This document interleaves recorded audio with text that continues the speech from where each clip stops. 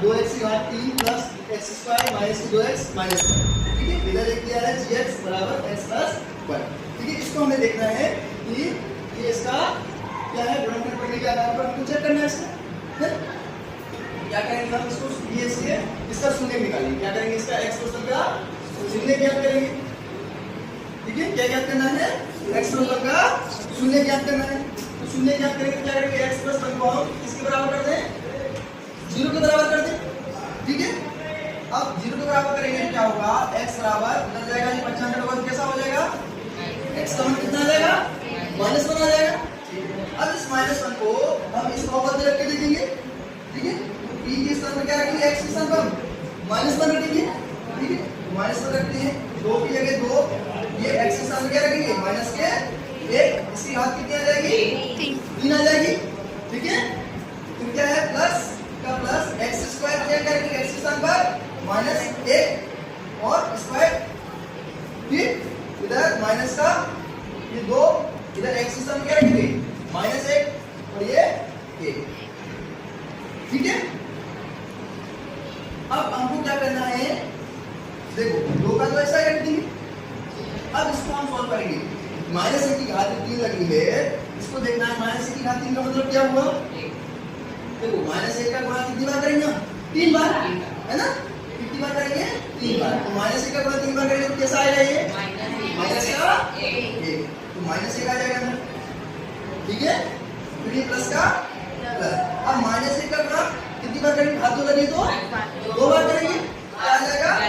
10 का 1 आ जाएगा। ये माइनस के 2 और -1 की दोनों गुणा करेंगे तो कैसा हो जाएगा, माइनस माइनस प्लस, क्या आ जाएगा, प्लस के 2, इधर माइनस का 1। ठीक है, अब -2 का -1 से गुणा किया तो क्या आएगा,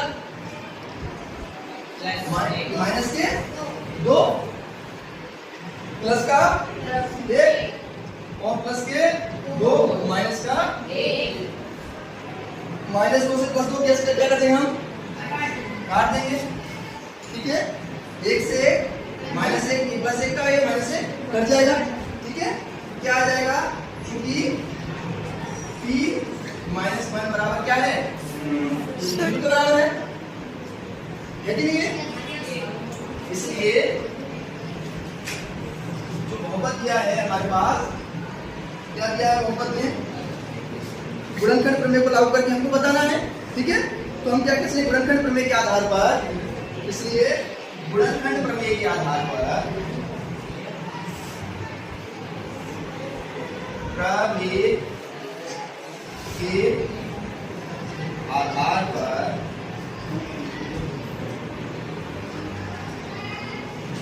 हम कह सकते हैं कि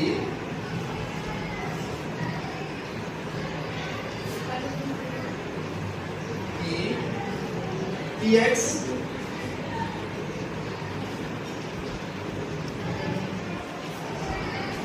gx का जब जाएंगे gx px का एक क्या है, गुणनखंड क्या है,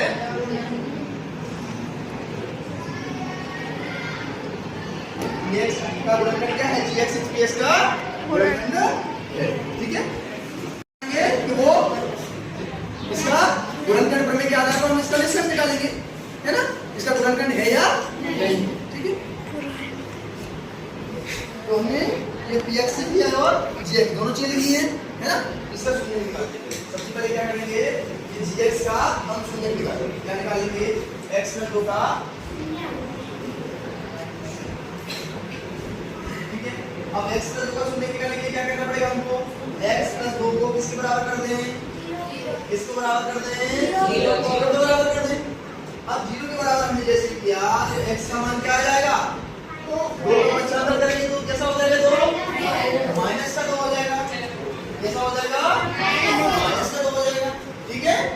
-2 हो गया। अब क्या करेंगे, इस -2 को हम इस बहुपद में रखेंगे x के स्थान पर, तो p -2। ठीक है, अब p -2 का निकालते हैं, क्या आएगा, x के स्थान पर क्या लिखेंगे हम, माइनस के 2 की घात कितनी लगाएंगे, 3। ठीक है, प्लस का प्लस, ये 3 का 3 रखेंगे। ठीक है, हमको तो केवल किस स्थान पर मान रखना है, साथ में x के साथ क्या रख देंगे इसको इसको क्या लगा देंगे घात 2 फिर क्या लगाएंगे प्लस का प्लस लगाएंगे फिर क्या लगेंगे 3 और x के साथ में क्या रख देंगे माइनस के 2 रखेंगे ये भी लगेगी क्या रखेंगे माइनस के 2 रखेंगे फिर क्या है प्लस का 1 यहाँ पे कोई समस्या है क्या आ गया समझ में चलो तो अब 2 की घात माइनस 2 की घात की है तो हम घात देंगे घात कितनी है 3 तो जब विषम घात होगी तो चिन्ह कैसा रहता है माइनस का रहता है कैसा रहता है माइनस का रहता है अब 2 की घात 3 का मतलब क्या हुआ 2 का कितनी बार हुआ 3 बार तो इधर देख लेते हैं 2 का कितनी बार हुआ 3 बार है ना 2 की घात जितनी घात करी है उस संख्या को कितनी बार क्या करते हैं गुणा करते हैं तो करो 2 2 3 4 2 3 क्या रहेगा 8 आ गया तो 8 यहाँ रख देंगे ठीक है यहाँ रख दिया अब प्लस का प्लस कितना है 3 अब कौन सा इसको रखेंगे 2 की घात माइनस 2 की घात कितनी है 2 तो घात कितनी है सम है 2 है तो ये चिन्ह तो कैसा हो जाएगा प्लस हो जाएगा ठीक है अब 2 की घात 2 का मतलब क्या 2 का कितनी बार गुणा करना है हमको 2 बार गुणा करना है 2 गुणा तो क्या होगा 4 कैसा हो जाएगा प्लस का 4 ठीक है अब क्या है ये प्लस का और ये माइनस का तो प्लस और माइनस क्या हो गए माइनस हो गए माइनस 3 का गुणा 2 से करेंगे आएगा 6 6 आ गया ठीक है और प्लस का 1 आ गया यहाँ तक कोई दिक्कत है किसी को अब क्या करेंगे हम माइनस का 8 जैसा है वैसा लिखिए अभी अब इसका गुणा इससे करेंगे 3 जोड़ 12 प्लस के 12 ये माइनस का प्लस का 1 अब ये माइनस की 8 और ये माइनस है तो माइनस माइनस को एक साथ जोड़ लेंगे प्लस को एक साथ जोड़ लेंगे ठीक है तो माइनस का और 8 और माइनस से इन दोनों को जोड़ कितना आएगा 14 8 और 6 कितने हो गए 14 लेकिन जो 14 है कैसा आएगा माइनस का तो माइनस की है कैसा आएगा माइनस का 14 आ गया अब 12 प्लस का और 1 प्लस का कितना हो जाएगा प्लस का कितना प्लस का 13 ठीक है अब देखो एक चिन्ह कैसा है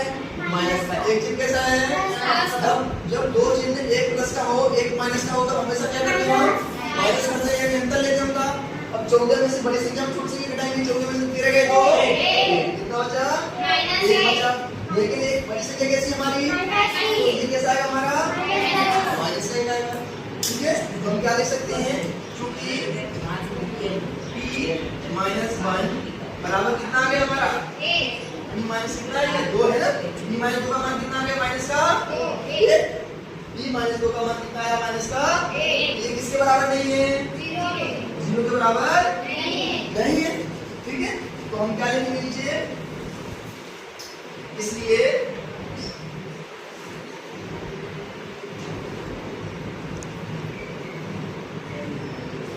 गुणनखंड प्रमेय के आधार पर गुणनखंड प्रमेय के आधार पर हम कह सकते हैं कि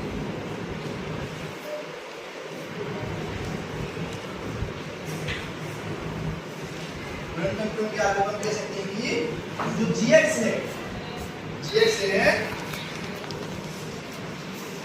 वो px का एक गुणनखंड नहीं है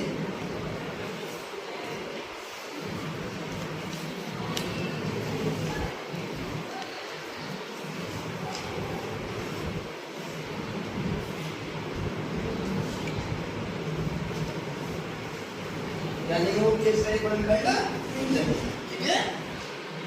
चलो